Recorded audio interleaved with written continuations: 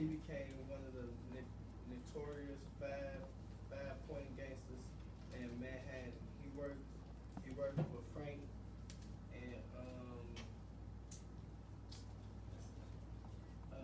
Scarface. They named him Scarface. Scarface was his nickname because he got attacked by his girl brother, cut him in the face.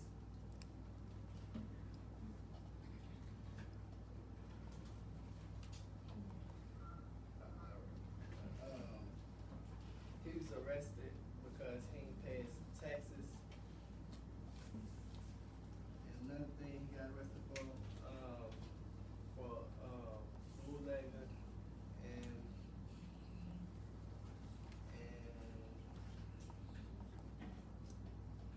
drunk driving.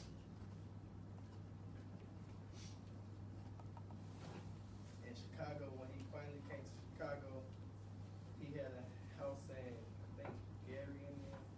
I think it was Gary. I have one of them. I know it was in Indiana.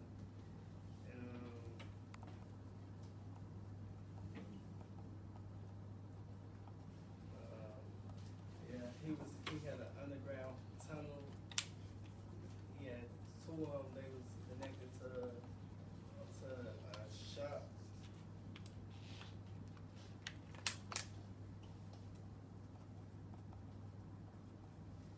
In Chicago, he worked as a yardman.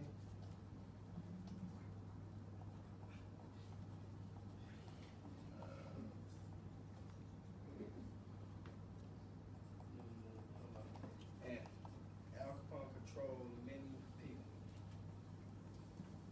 He had this one. He started becoming one of the largest gang members when he started selling liquor. He was moving from underground tunnels back and forth out of town.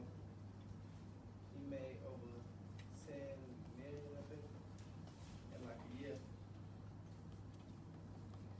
He died of a disease of, I think it was syphilis. Yeah, he died of a disease of syphilis. And I don't know exactly he died of. And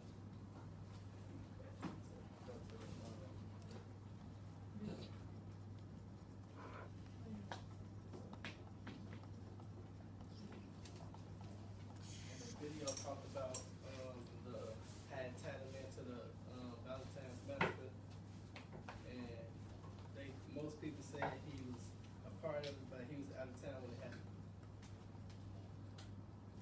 Quote unquote.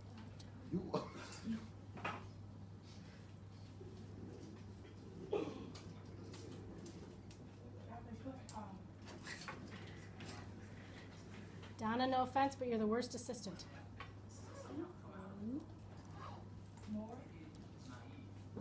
But the guy really seemed to think that he could pull it off.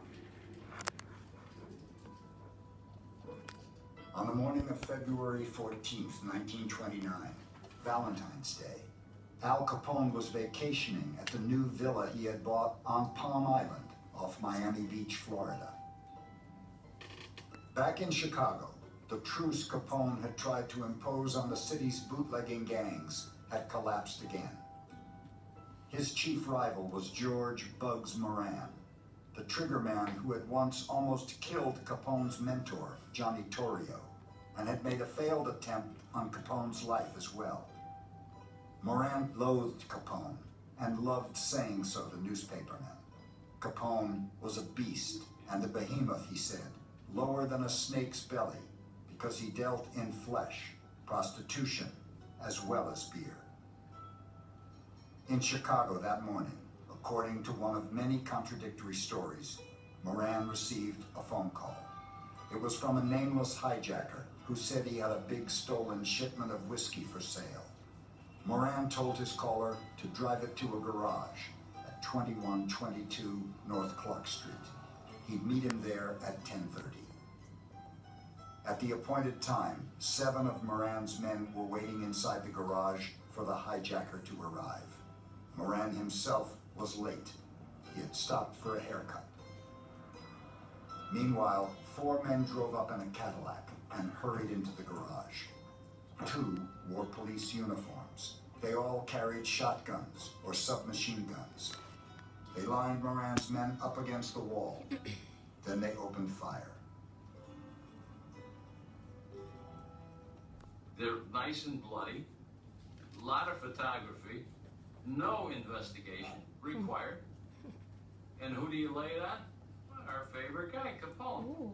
Capone did this, in spite of the fact that he was in Florida. It was extremely cold-blooded. Nobody knows to this day who did it. Nobody was ever arrested. Nobody was ever charged with the crime. It was widely believed to have been the work of Al. On that day, they killed all 7 of them. They shot them 150 times. Yeah, they emptied the